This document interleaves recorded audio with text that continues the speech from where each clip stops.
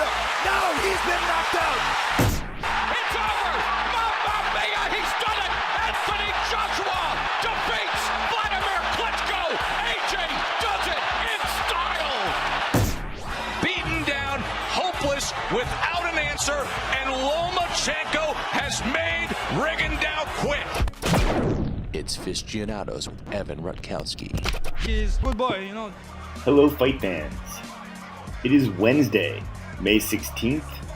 You're probably going to be listening to this on Thursday or Friday. And this is the Fistianados podcast. I'm your host, Evan Rutkowski, former HBO Sports marketing executive, giving you my take on what's happening in the sport of boxing on your screen and behind the scenes. Follow me on Twitter at FistianadosPod. Email me at fistianados@yahoo.com. I'm happy to respond. Let's review the action from the last 2 weeks. So Saturday, May 5th on HBO, Gennady Golovkin KO2 over Vanes Martirosyan. Cecilia Brækhus defeats Kaylee Reese. The main event averages 1.249 million viewers with a peak of 1.361 million viewers. The undercard also did very well, averaging over 900,000 viewers, peaking at over 1 million. Saturday, May 12th on ESPN, Vasily Lomachenko KO10 over Jorge Linares. Averages 1.439 million viewers, peaking at 1.749 for the main event. And in the undercard, Carlos Adames with a decision win over Alejandro Barrera. Also that night on HBO. Jaime Munguia KO4 over Saddam Ali. That averages 711,000 viewers, peaking at 779,000. The undercard has Ray Vargas defeat Azat Hovhannisyan, which averages 619,000 viewers, peaking at 740. And on this one, too, I have to do a mea culpa. I thought the odds would be much more in the favor of Saddam Ali. And when I actually did the research on who Munguia was as a fighter, not obviously who he was. I knew him from the Nevada Athletic Commission, embarrassingly not approving him for the Golovkin fight. As to what kind of fighter he was, I quickly realized that it was a much closer fight than I said on air in the last episode. So also, just for context, on May 12th, lots of competition, including UFC and Bellator fights. The UFC 224 prelims averaged 574,000 viewers.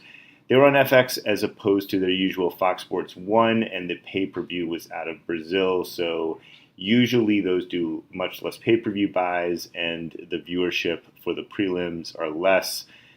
Bellator had Ryan Bader's KO win over King Mo do 600,005 combined viewers, 450,000 on Paramount Network, and 152,000 on CMT, which is country music, which is weird that they do it on both, but yes, it gets 605,000 viewers combined. So for context, that is one of the lowest ratings for the UFC in a while, as I have sort of mentioned earlier. And I took this from I have no idea where Dave Meltzer got this. I took it from a Dave Meltzer article.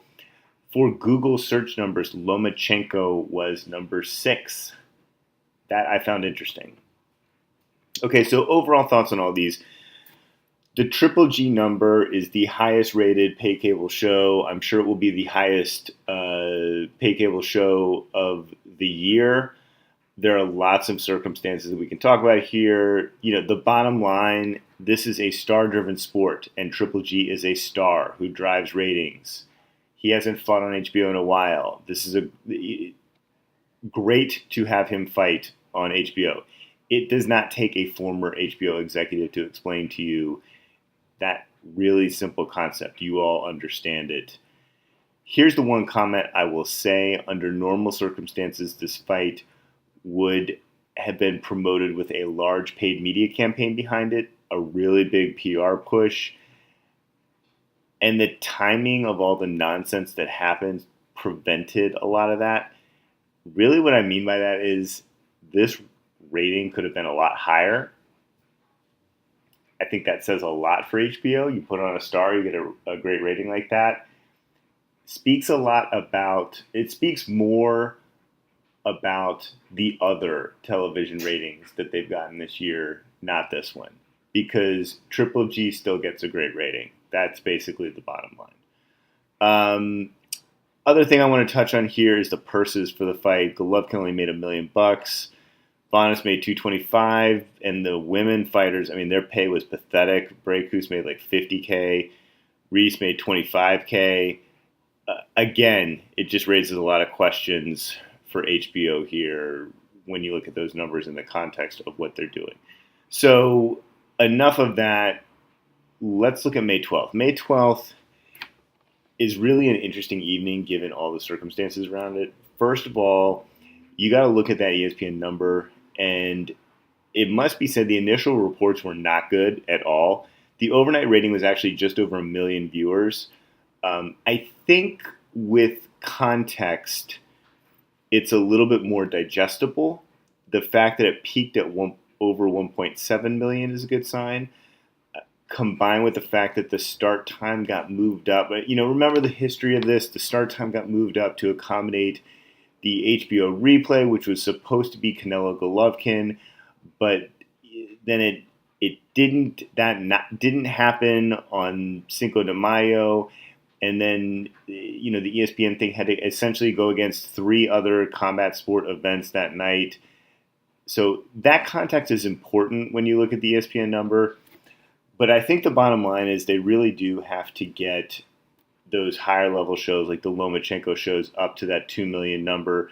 And the reason I say that is that's really what puts it in line with a lot of other sports on ESPN. And these are sports that ESPN just pays a lot more for. So I think if they get up to that number, you're really doing well. I did see a push on the ESPN programming like that week, and I think that was a good sign. They treated the broadcast as a major fight event. That part was very impressive. It's like there was some thought that the complementary shows would do each other a favor.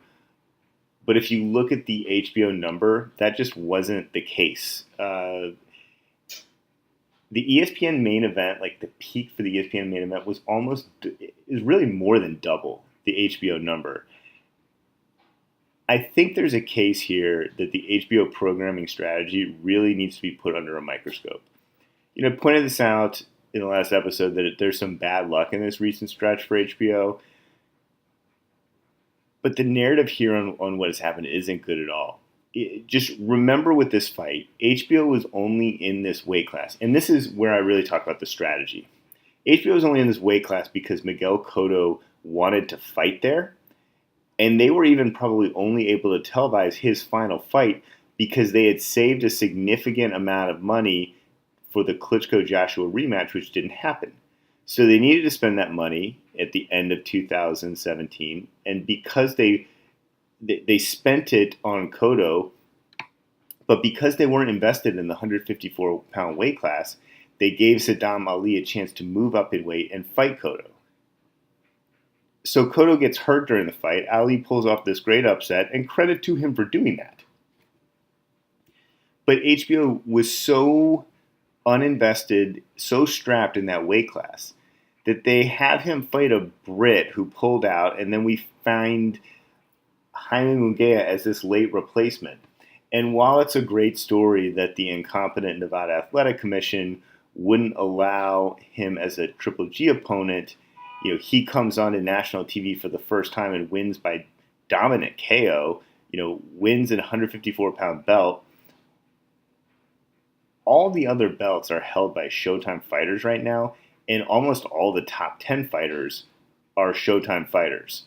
So even when HBO gets a potential star on their hands, they don't really have an effective way of developing him. And if I was him, I would leave for another platform. So I think that's just one example of some of the strategy that really needs to be examined here. But I'll leave that for another. That is a deep dive almost in and of itself. The deep dive I wanted to get into this week is the UFC's ESPN deal, what it means for boxing, what it means for combat sports in general. And what I'm going to do, I'm actually going to be on vacation in 2 weeks, so I'm going to come back next week and talk about the DAZN deal that Eddie Hearn made.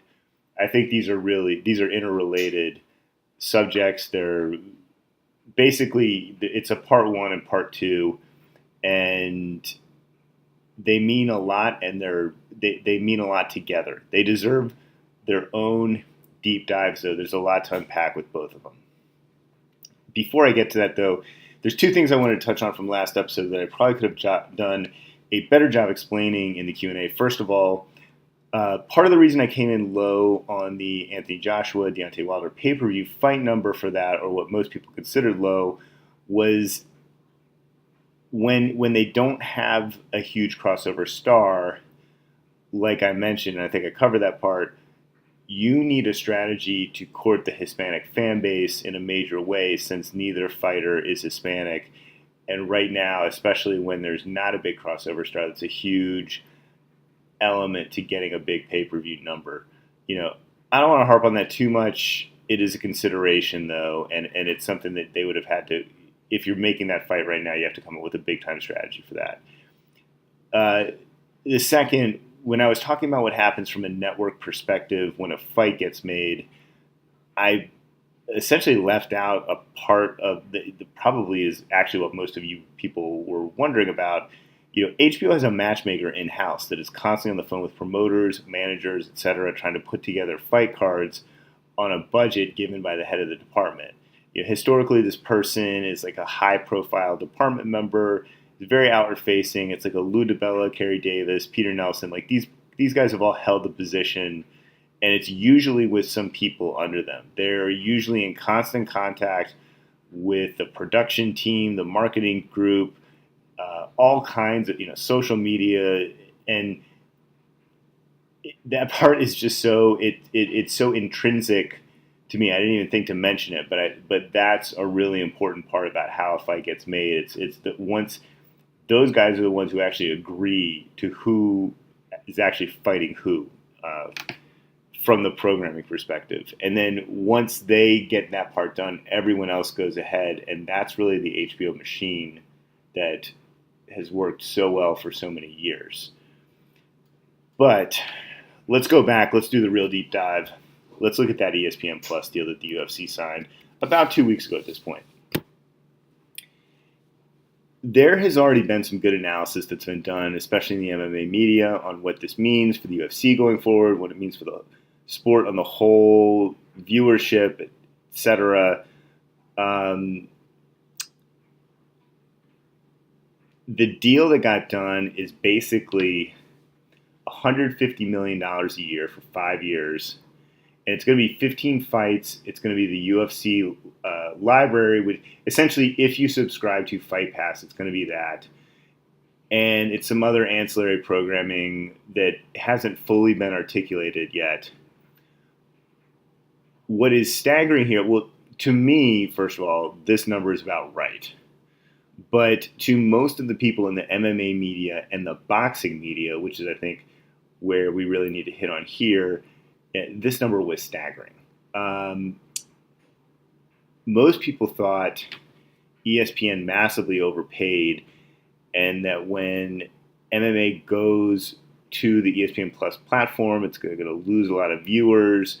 The ESPN Plus platform, kind of the narrative is it basically, if you go there right now, it kind of sucks. And what does this mean for Fight Pass? All this kind of stuff.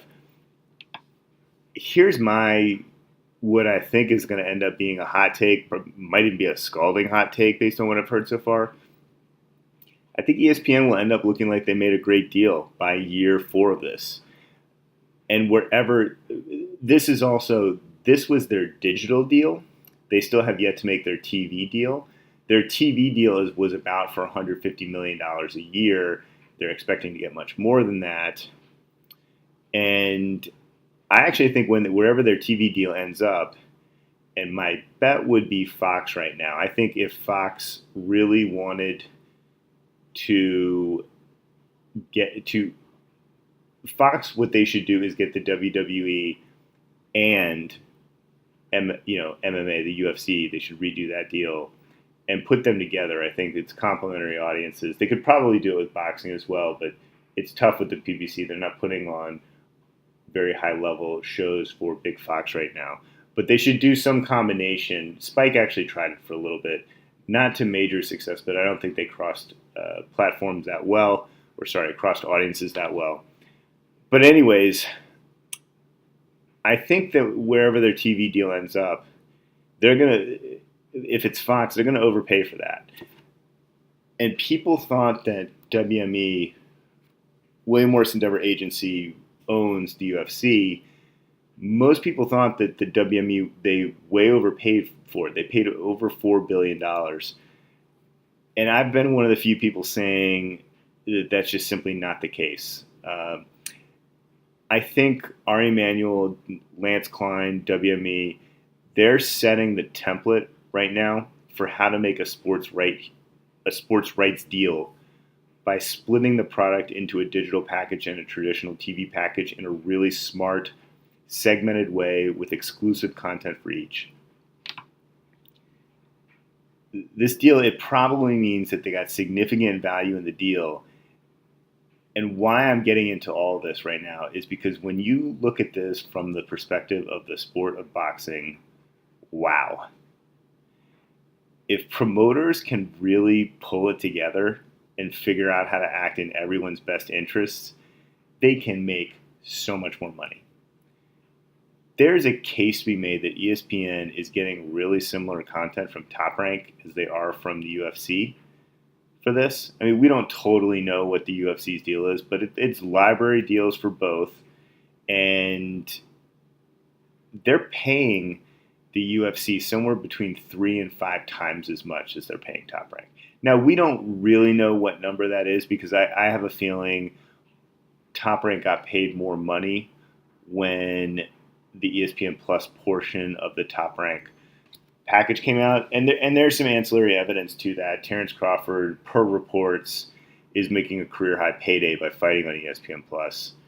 And I've always said that Top Rank deserves massive amounts of credit for sort of breaking the seal and being the first promotional outfit to sign a deal like this in quite a while and get treated like a real league. I know there's parts that the PBC can take credit for, but that was a time buy, and they were not treated like a real league. But if you just sit there and think, God, what if Golden Boy and Top Rank and the PBC negotiated together to get a deal on ESPN? How much more money could they have made? I mean, that's crazy. You know, every major sport in the U.S. has had to figure this out at some point. And when they have done so, it has led to massive financial and leverage gains no matter what the case. You know, early days of the NFL, they got to figure it out. They got to consolidate the sport, come up with real structure. ESPN's latest deal with the NFL was for $1.9 billion a year. And I think the highlight packages alone out of that $1.9 billion was 2 to 3 times what ESPN is paying the UFC for this digital package. You know, it also must be noted that in a world where most traditional TV and movies are essentially losing viewership, sports rights are continuing to increase in value now. And then when you factor in, I don't think this will have a huge immediate effect. When you factor in this new gaming decision that legalizes gambling, it probably makes the product more valuable. It's going to end up increasing engagement and potentially opening up another revenue stream for leagues that really, if they promote the gaming aspect of it. And Adam Silver has basically already said he's going to do that with the NBA. That's a huge other revenue stream. You know, Top Rank's contract is small potatoes, comparatively speaking, to that. And I don't want to wander too far away from talking about ESPN Plus here, but I think some of this context is necessary when you're analyzing the deal here. What people don't understand is that ESPN Plus it's in its complete nascent stages here. But in 10 years, ESPN Plus will likely just be ESPN. The entire service might actually just be an OTT streaming product. Even if it's not completely an OTT product, the way that cable numbers are dropping right now, ESPN will be in significantly less households by the end of this contract. The episode I did a while back talking about the battle between Disney and Netflix is really something to refer to here. I encourage you to listen to that if you haven't. The strategy here isn't just to see if ESPN Plus is a new potential source of revenue for Disney. They realize that starting with millennials, and especially the generations that come after millennials, cable subscriptions won't exist. It's all going to be an OTT service. The generation of people who are teenagers right now are likely never going to have their name on a cable bill. As paying customers, they will only know ESPN Plus or whatever it's called in the future as it. That's what they just know that as what they get. So ESPN, they're racing to put content on there. And if you're a professional sport, you want to be first, even if it means a short-term drop in viewership. So yes, the boxing and UFC that happens behind what most people right now, especially cable subscribers, consider to be an added paywall, the viewership might go down in the beginning. And I've talked about this before. But in the long run, you want to be first there. And if you're first there and you adapt well, your viewership in the long term should go up. So no, I don't think ESPN overpaid at all for the UFC digital contract. Whoever gets the TV contract will likely find out that in year 4 or 5 of the contract they're about to sign, they're in less households and they're overpaying and they're not able to make the margin that they hope to make. The other thing, this isn't about the economics of what ESPN Plus is right now. It's really easy to do some basic math and say, okay, they're doing 15 events at $150 million a year, and that's $10 million an event, which is really good. Wow. But this is about a lot more than that. Sports rights are difficult to put on any platform, especially an OTT platform, because the leagues, they all make the deals for several years at a time. Like this deal is for 5 years, and that's relatively short. And it's hard to find new properties to fill a platform with programming. This is why both Fox Sports 1 and Fox Sports 2 would barely exist without the UFC. I can't remember if I've said this on the podcast before. I think in 2017, the UFC made up something like over 30%, it might even been as high as 38% of all programming tonnage that happened on Fox Sports 1. ESPN Plus just needs to fill its platform with programming. And the library portion of this deal and the ancillary portion of this deal, that's extensive and it's really important. And the other thing I want to emphasize here, I've talked about a little bit in the past, but I'm going to break it down a little bit further as to why here. So as more sports come to the service, I promise you that you'll pay more than $4.99 a month for it. And I also think you'll see commercials on it. We don't think of OTT services as having commercials right now because Netflix, and Netflix doesn't have them, but they are coming. And I don't know when they're happening, but I promise you both of these things will happen, the price increase and the commercials. Here's what I'm talking about with the commercials. So we're eventually going to get to the point where, like I said earlier, ESPN Plus will just be ESPN. And when there's a quote-unquote commercial break, it won't be a uniform ad that everyone across the country sees. It's going to be personalized for the individual users based on their profile and viewing habits. With the first-party data that having an OTT platform will provide, it means you can truly maximize your ad inventory. And what I mean by that is right now when you watch an ad on ESPN, if you have a cable subscription, ESPN doesn't actually know what you're watching on a one-to-one basis. Your cable provider knows what you're watching. But when you're OTT, ESPN has a direct relationship with you, the consumer. They know exactly who you are. So here's the way to think about how you can maximize your ad inventory. Let's say you're an advertiser and you want to buy a commercial for an NBA game right now during the playoffs. You want access to that audience, but instead of paying the high rates for a national commercial, which is hundreds of thousands of dollars, you can personalize your ad for a small percentage of the viewers that have certain audience habit. It's It's more expensive on the basis of a per individual, but you can only choose to spend maybe 25 or 50K and hit a really targeted group of viewers. If you're Disney, you do this and maximize the revenue you get during an ad break. So I'm just throwing this number out here because it's an easy round number. Instead of maybe you get $100,000 for a 30-second ad spot that everyone across the country sees, but maybe from an advertiser standpoint, well, I want that big audience, but only 50, 60, 70% of the people actually might qualify as someone who cares about what I'm advertising for. You can personalize that ad for every single viewer. Like, you can get that number much closer to 100%. Advertisers on the whole, and I'm one of them, they're willing to pay a much higher CPM, which is essentially that cost per person, that cost per individual who gets delivered the ad, if you know that you're eliminating that wasted percentage of people who are less likely to care about your ad.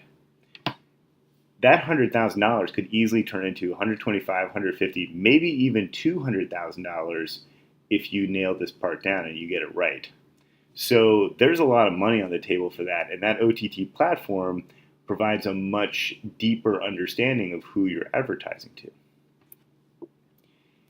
Disney as a whole needs to figure this out, and given their history, I think they're a great bet to do so.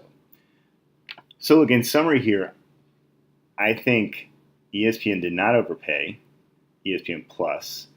I think the UFC owners made a very smart deal, which will end up being mutually beneficial for both parties, though it may not look like that in the first year or so.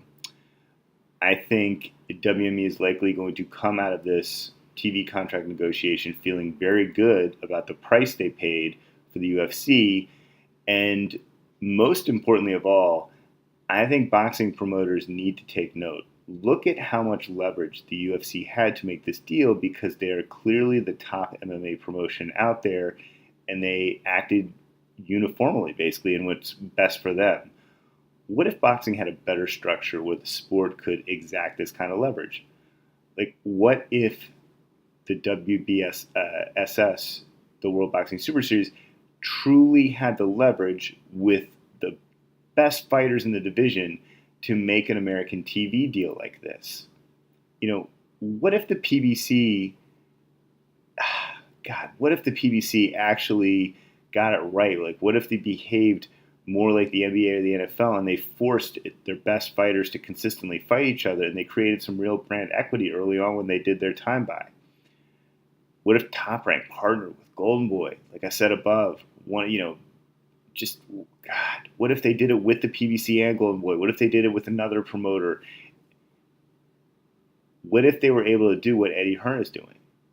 That's the $100 million question. And like I said from the top, I'm going to dive into that next week because these topics are so closely related. I think you have to look at the ESPN UFC digital deal first, though. So this is part 1 of 2 of the deep dive.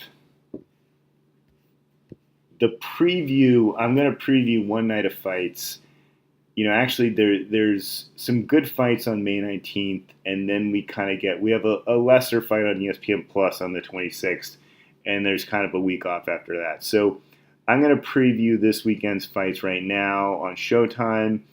I'll do the ones after that next week in the next episode. Showtime has a split-site doubleheader featuring Adonis Stevenson and Badou Jack for Stevenson's lineal and WBC light heavyweight title. Stevenson started out as almost a 2-1 favorite, and the odds on this fight, they're basically even odds right now. I think Stevenson is a very marginal favorite, maybe like minus 140 or something like that. We've also got Gary Russell Jr. and Jojo Diaz fighting for Russell's WBC featherweight title, and Russell's like a 3 or 4-1 favorite, depending on where you look. I think another thing to note, Showtime on the YouTube and Facebook, they're streaming the Lee Selby-Josh Warrington fight. Maybe more on that next week. Showtime is doing a great job with this. I hope they continue. I love what they're doing here. So let's talk about each of these fights for a second, because this night is likely going to be one of the most competitive, high-level nights of fighting that we're going to see on premium cable this year. And I give Showtime an immense amount of credit for putting it on. I also feel, in the same breath as saying that each of these fights, they encapsulate a certain fan frustration with how Al Heyman has run the PBC and what he's allowed a lot of his fighters to do with their careers. It's tough because I feel like a lot of the drama of the last 2 weeks has taken some of the air out of these fights, and we haven't really seen it promoted or pushed hard enough. And hopefully that changes because they're great fights, and despite all the frustrations from the past, they deserve to be propped up. They really do.